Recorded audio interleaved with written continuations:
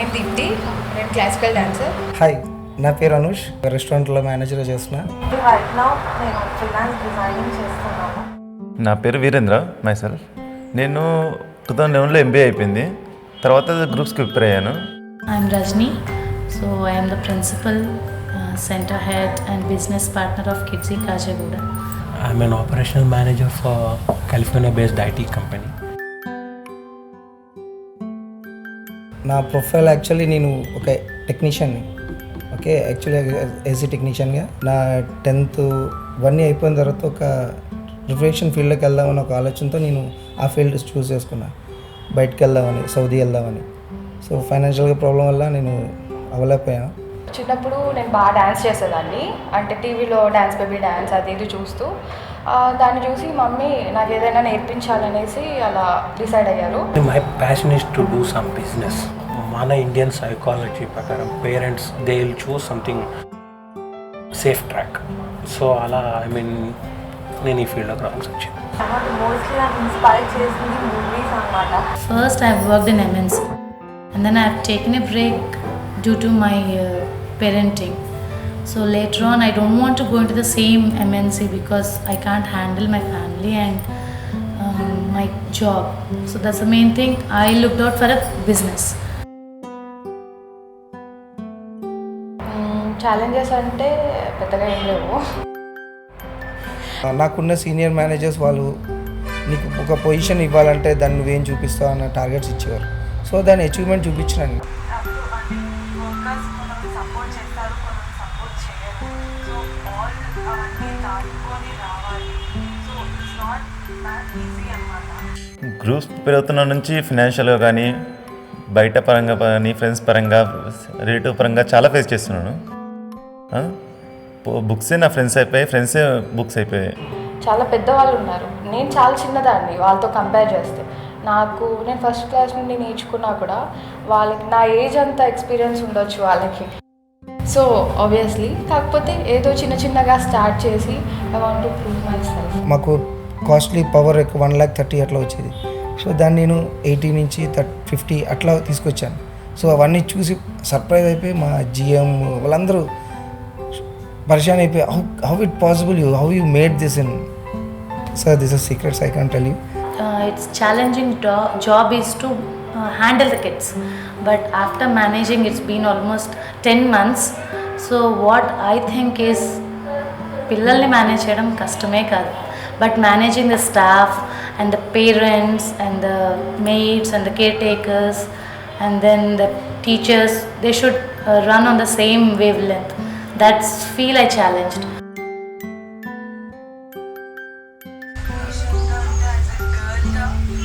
చేయాలి అని నా ఫీల్ అనమాట.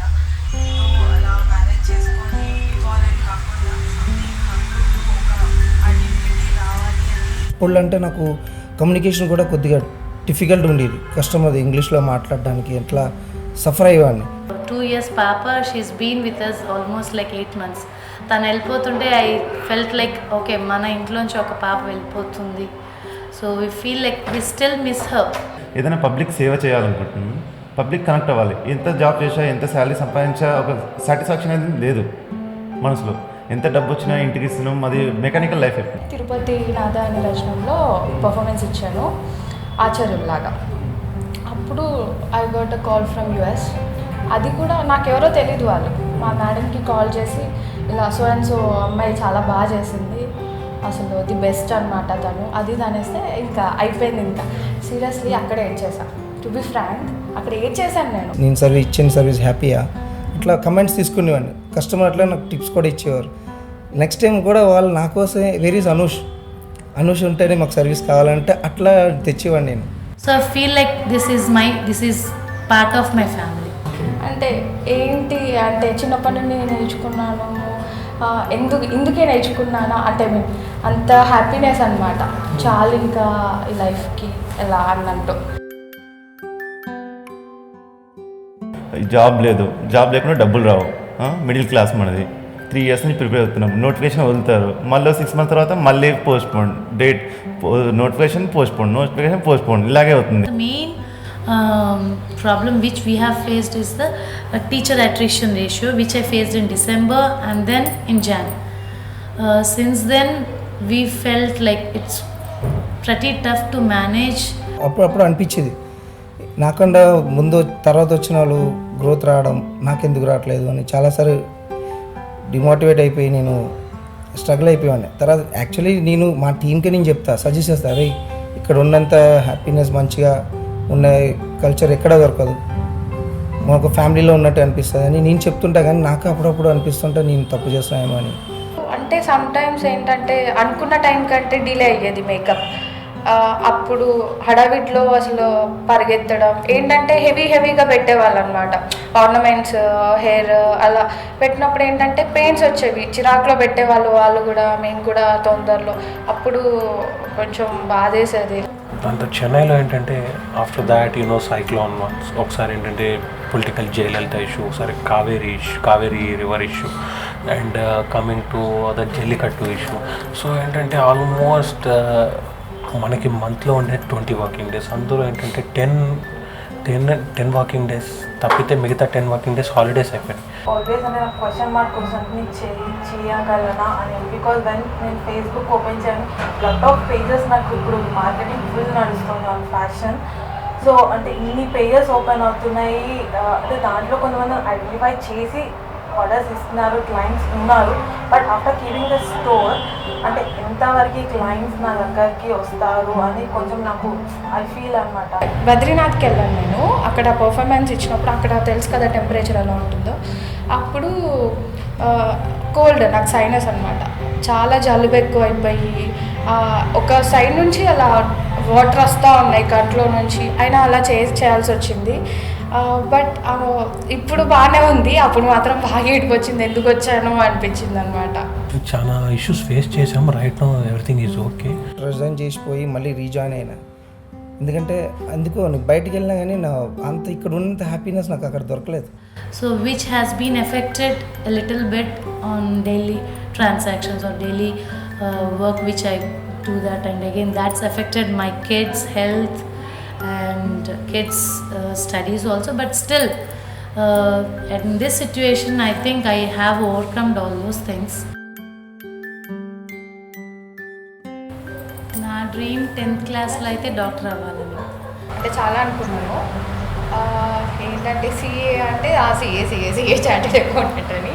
డాన్స్ అంటే పిచ్చాను, డాన్సు, మ్యూజిక్ అన్న, స్టేజ్ ప్రోగ్రామ్స్ చాలా పిచ్చి నాకు. ఇంకా అగ్రికల్చర్ రిలేటెడ్ ఆ సైడ్ వెళ్దామని ఉండేది. సైంటిస్ట్ చిన్నప్పటి నుంచి యాక్చువల్గా పోలీస్ అవుదాం అనుకున్నాను. బట్ ఇందాక మనం డిస్కస్ చేసాం కదా, మన Indian mentality, parents they always just like railway track, safe path, MPC తర్వాత ఇంజనీరింగ్ ఆ ట్రాక్లోనే ఉండాలనుకుంటారు కదా.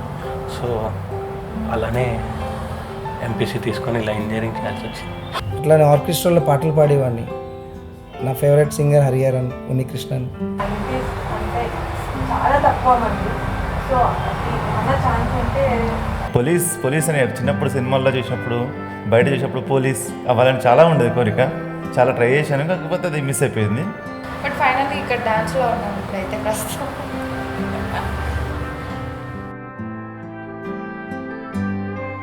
ఒక డే కంప్లీట్గా వితౌట్ రెస్ట్ వస్తే కంప్లీట్గా ఎటు వెళ్ళకుండా I will take completely rest.